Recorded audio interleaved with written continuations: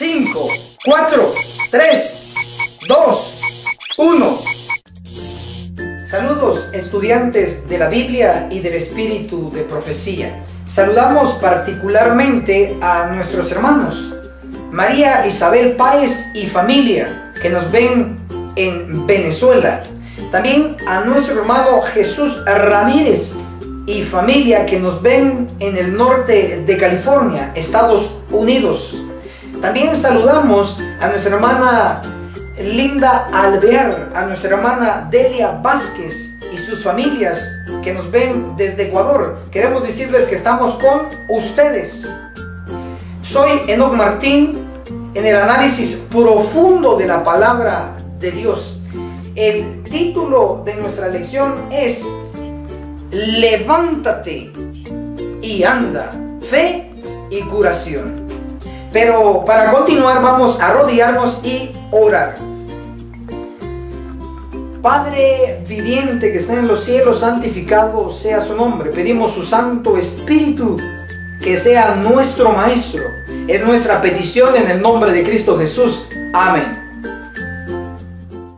Escuela sabática profundizada. Maestro Enoc Martín. Punto número 1. La lepra. ¿Sabías qué? ¿Sabías que la lepra era la más temida de todas las enfermedades conocidas en el Medio Oriente? ¿Sabías que la lepra era conocida como el azote de Dios o el dedo de Dios? ¿Sabías que si un monarca era encontrado con lepra, tenía que entregar el cetro y huir de la ciudad? ¿Sabías que el médico noruego Gerhard Hansen, entre el año 1873 y 1874, descubrió el agente responsable de la lepra, la bacteria hoy conocida como el bacilo de Hansen? ¿Sabías que en los últimos 20 años, según la Organización Mundial de la Salud, más de 14 millones de leprosos han sido curados? Escuela sabática profundizada. Maestro Enoc Martín. Punto número 2. La purificación del leproso, una ilustración de la purificación de la iglesia. Mateo capítulo 8 verso 1 dice: Cuando Jesús descendió del monte, le siguió mucha gente. Jesús desciende del monte y llega a la playa del mar de Galilea. Ese es el escenario. Mateo capítulo 8 verso 2 dice: En eso vino un leproso que se postró ante él y le dijo: Señor, si tú quieres, puedes limpiarme. Un leproso, de acuerdo a Levíticos capítulo 13, verso 44, un leproso es impuro, es decir, sucio. Y de acuerdo a Levíticos capítulo 13, verso 45, el leproso tristemente tenía que pregonar: impuro, impuro, para no contaminar a los demás.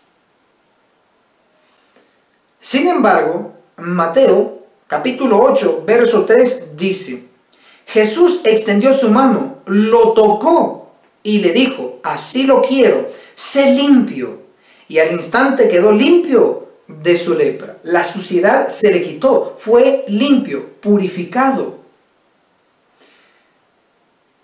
Su carne fue sanada. Las escamas, que es común en los leprosos, desapareció. Y en su lugar una piel con un tinte suave de rosado, como el de los niños. Sus nervios recuperaron su sensibilidad. Sus músculos recuperaron su firmeza. Literalmente, el leproso pasó de ser impuro a ser puro. El deseado de todas las gentes en la página 231 nos muestra que esta purificación fue una ilustración.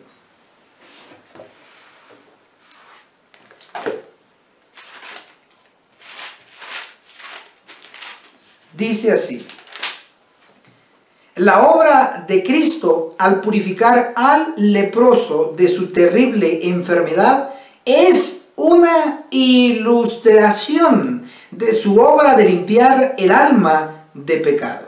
Notemos que la purificación del leproso fue una ilustración. El cuerpo impuro del leproso fue purificado. Interesantemente, Primera de Corintios, capítulo 12, verso 27, dice: sois cuerpo de Cristo. Está comparando a la iglesia con un cuerpo. Lamentablemente, este cuerpo está impuro. Sin embargo, la promesa es que será purificada. Leamos lo que dice la inspiración en Testimonios para la Iglesia, el tomo 1, en la página 98. Dice: la iglesia debe ser purificada y eso sucederá. Amén. También en Testimonios para la Iglesia, en el tomo 5, en la página 75, dice: pero los días de la purificación de la iglesia se aproximan velozmente. Dios se propone tener un pueblo puro y leal. Amén también por esta cita. Así como fue posible la purificación del leproso, también es posible la purificación de nuestra iglesia.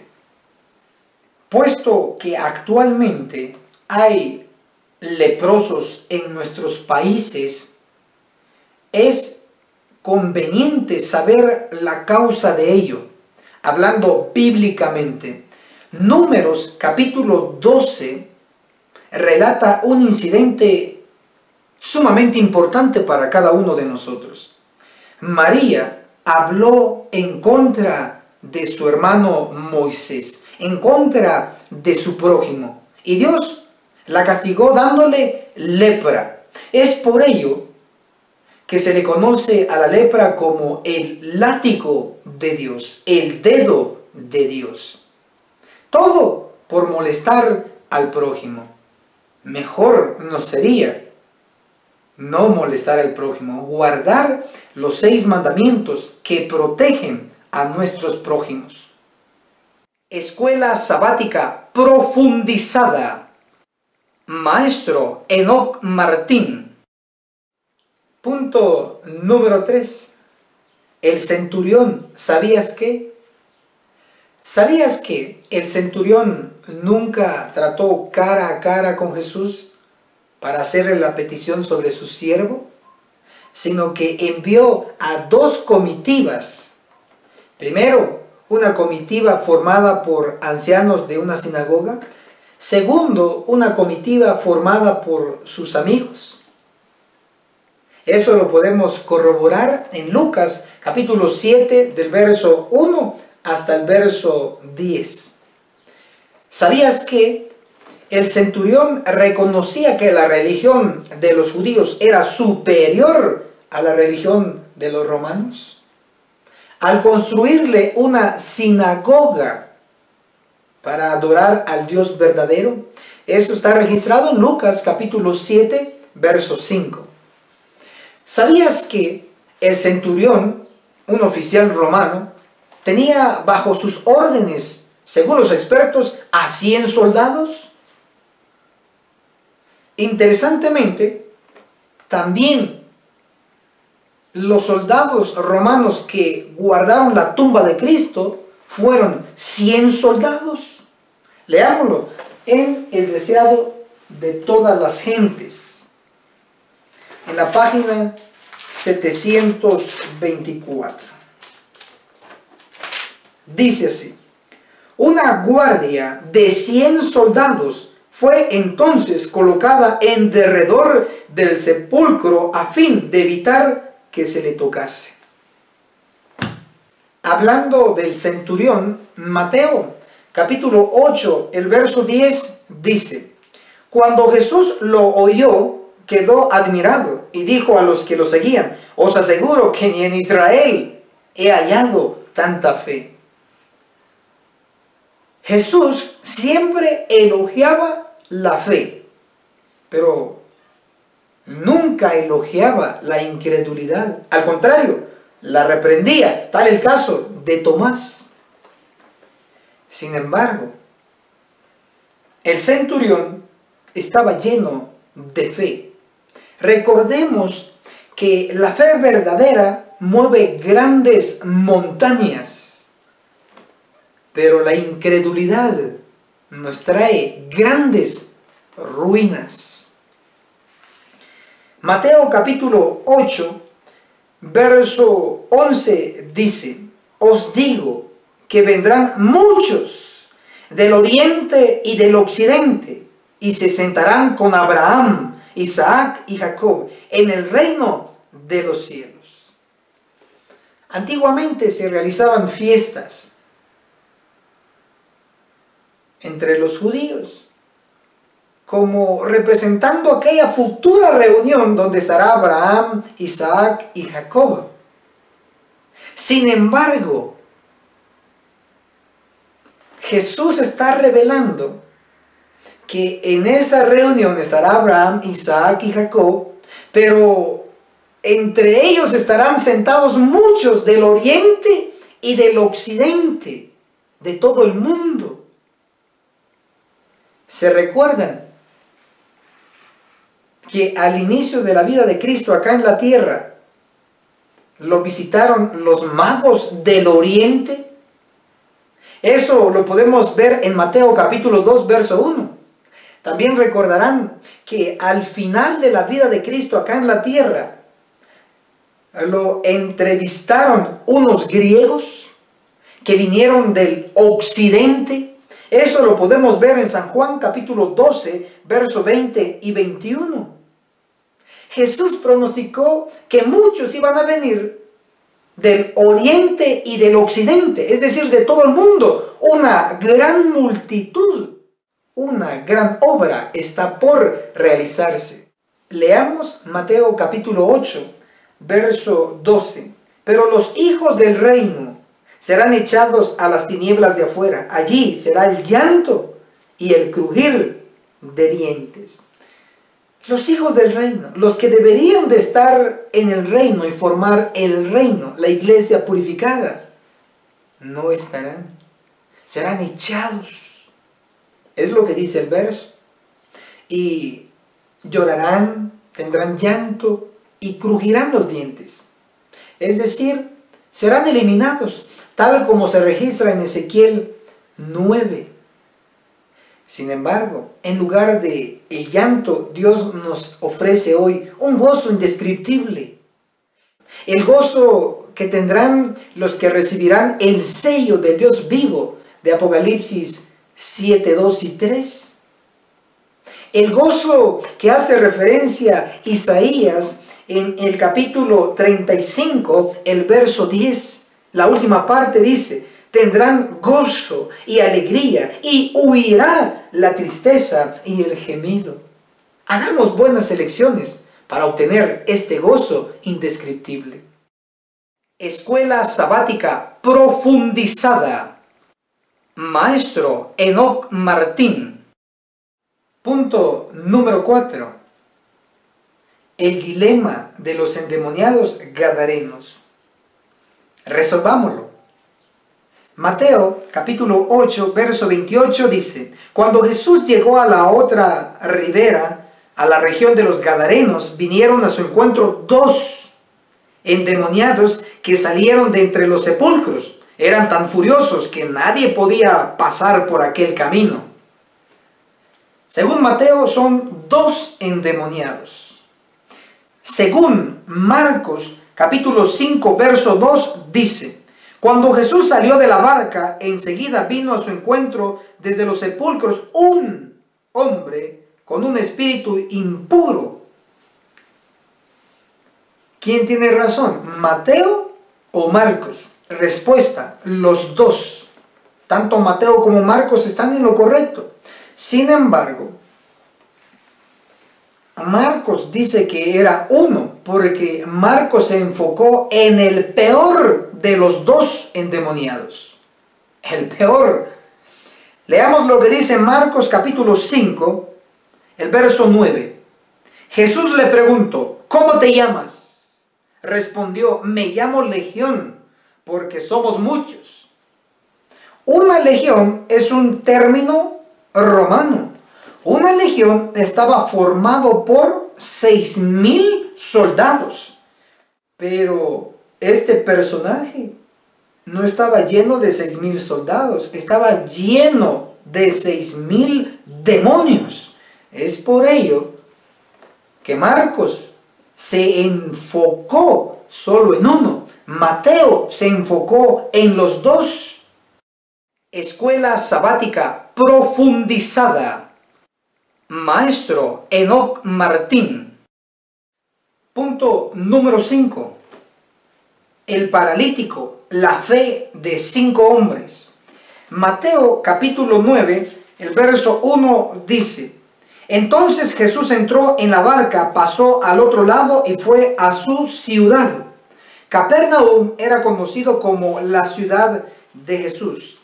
Marcos capítulo 2, verso 1 lo pone así: después de algunos días, Jesús entró de nuevo en Capernaum y se oyó que estaba en casa.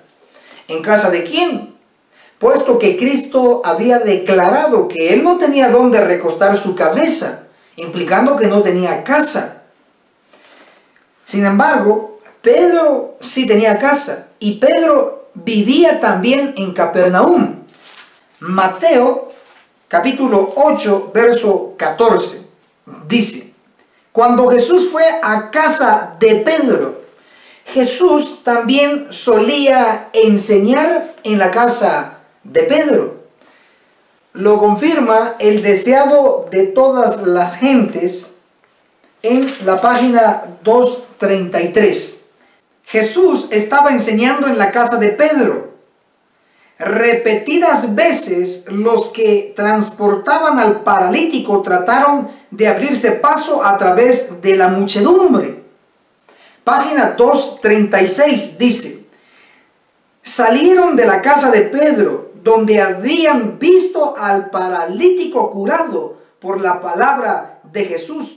¿Cuál fue el escenario donde se curó al paralítico? En la casa de Pedro. Mateo capítulo 9, verso 2 dice: allí le trajeron un paralítico tendido en una camilla. Al ver Jesús la fe de ellos, dijo al paralítico: ánimo, hijo, tus pecados te son perdonados. Notemos que Cristo no solo vio la fe del paralítico, sino que también vio la fe de los que cargaron al paralítico. ¿Cuántos hombres eran estos? Marcos capítulo 2, el verso 3 da la respuesta. Entonces le trajeron un paralítico cargado por 4 hombres. Entonces la fe del paralítico más la fe de los 4 hombres es la fe que Cristo vio. Definimos entonces que la fe de 5 hombres es lo que ayudó a limpiar y a restablecer al paralítico. Pero ¿por qué decimos que la fe de los 5 hombres ayudó a limpiar al paralítico? El deseado de todas las gentes hace un comentario especial con respecto a este punto. El deseado de todas las gentes en la página 233 dice: sus carnes macilentas mostraban ya rasgos de descomposición. Rogó a sus amigos que le llevasen en su camilla hasta Jesús. Notemos que el paralítico ya estaban sus carnes en descomposición. Ya estaba impuro, necesitaba ser purificado. Y la fe de los 4 más la fe del paralítico, la fe de 5 hombres ayudaron a limpiar ese cuerpo. De igual manera, serán 5 ángeles que limpiarán la iglesia.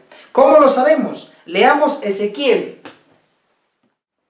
Ezequiel capítulo 9, el verso 2 dice así: y vi 6 hombres que venían por la puerta superior del norte.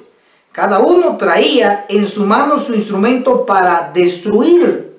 Entre ellos había un varón vestido de lino, que traía en su cintura una cartera de escribano. Notemos que el total de ángeles que llegan es 6. Sin embargo, hay uno distinto entre ellos, un varón vestido de lino. Y en lugar de traer arma, trae una cartera de escribano. Entonces son 5 ángeles los que traen armas destructoras. Y uno trae una cartera de escribano. Joyas de los Testimonios, en el tomo 1, página 336, dice así: pero la matanza general de todos los que no ven así el amplio contraste entre el pecado y la justicia está descrita en la orden dada a los 5 hombres con armas. Pasad por la ciudad en pos de él y herid, no perdone vuestro ojo, ni tengáis misericordia. Matad viejos, mozos, vírgenes, niños y mujeres, hasta que no quede ninguno. Mas a todo aquel sobre el cual hubiere señal, no llegaréis, y habéis de comenzar desde mi santuario. Ezequiel 9, 5 y 6. ¿Cuántos hombres? 5. En realidad son ángeles, basado en Mateo capítulo 13, versos 39 y 49. Son ángeles los que cortarán la cizaña. Definiendo, fue la fe de 5 hombres la que ayudó a limpiar y a restablecer el cuerpo del paralítico. Y serán 5 hombres, es decir, ángeles, que limpiarán la iglesia. Escuela sabática profundizada. Maestro Enoc Martín. Punto número 6. El llamado. Mateo capítulo 9, verso 9 dice: cuando Jesús salía de allí, vio a un hombre llamado Mateo, sentado en la recaudación de impuestos, y le dijo: sígueme. Y él se levantó y lo siguió. Mateo fue el 5.º discípulo llamado. Antes de él fueron llamados Pedro, Andrés, Santiago y Juan. Sin embargo, se registra de un discípulo que llegó sin que Cristo lo llamara. Leamos Mateo capítulo 8, el verso 19. Entonces se acercó un escriba y le dijo: Maestro, te seguiré a donde quiera que vayas. ¿Quién era este escriba? ¿Quién era este discípulo? La inspiración nos da una respuesta. El deseado de todas las gentes, en la página 260. Era Judas Iscariote. Con gran fervor y aparente sinceridad declaró: Maestro, te seguiré a donde quiera que fueres. Jesús no le rechazó ni le dio la bienvenida, sino que pronunció tan solo estas palabras tristes: las zorras tienen cavernas y las aves del cielo nidos, mas el Hijo del Hombre no tiene donde recueste su cabeza. Notemos entonces que Judas llegó sin ser llamado. Leamos Mateo, capítulo 9, verso 37, dice: entonces dijo a sus discípulos: la mies es mucha, pero los obreros pocos. La cosecha es mucha, lo que falta es obreros. Mateo, capítulo 9, verso 38, dice: rogad al Señor de la mies que envíe obreros a su mies. La palabra rogar implica que debemos nosotros orar para que Dios envíe obreros. Sin embargo, nosotros mismos debemos de responder a esa misma petición. Es decir, nosotros tenemos que tener parte en el asunto de la causa del Señor. ¿O qué clase de éxito nosotros pensamos tener? ¿Un éxito sin esfuerzos? ¿Un éxito sin que nosotros estemos involucrados? Ha llegado el tiempo en hacer una transición ocupacional. Es decir, reducir la búsqueda de nuestros propios intereses y aumentar la búsqueda de los intereses del Señor. Ha llegado el tiempo en divorciarnos de nuestras ocupaciones actuales y casarnos con las ocupaciones del Señor. Ahora se está haciendo el llamado de la hora undécima. Ahora se está haciendo la pregunta. Leamos Mateo capítulo 20, verso 6. Volvió a salir cerca de la hora undécima. Halló a otros ahí y les dijo: ¿por qué estáis aquí todo el día desocupados? Leamos lo que dice la inspiración en Testimonios para la Iglesia, tomo 5, en la página 189. Dice: las siguientes palabras de Cristo se aplican a la iglesia. ¿Por qué estáis todo el día desocupados? Mateo 20, 6. Vez tras vez Él os ha rogado, y también vosotros. Una voz del cielo os llama. Escuchad esta voz e id a trabajar enseguida a cualquier lugar, en cualquier tarea. Hoy debemos aplicar el principio del Sermón del Monte. Buscad primeramente el reino de Dios, no el salario. Leamos lo que comenta el espíritu de profecía. Testimonios para la Iglesia, el tomo 9, en la página 23. Dice: el tiempo es corto. Nuestras fuerzas deben organizarse para hacer una obra más amplia. Necesitamos obreros que comprendan la inmensidad de la tarea y que estén dispuestos a cumplirla, no por el salario que reciban, sino porque se dan cuenta de que el fin está cerca. La Review and Herald, o revista y Heraldo, nos da una nota motivadora. La Review and Herald de septiembre 21 de 1904 dice: tomaré hombres y letrados y moveré sobre ellos mi espíritu. Dios puede mover su espíritu en nosotros si escuchamos su llamado. Y esto fue Escuela Sabática Profundizada. No se te olvide compartir este video, darle like. Si aún no te has suscrito en nuestro canal en YouTube, localízanos bajo el nombre de Enoch Martín. También puedes encontrarnos en la red social de Facebook bajo el nombre de Enoch Marshalls. Para comentarios, preguntas sobre el tema tratado, lo puedes hacer aquí abajo. Vamos a rodearnos para darle gracias a Dios. Padre viviente que está en los cielos, santificado sea su nombre. Gracias por enseñarnos a través del volumen sagrado. Amén.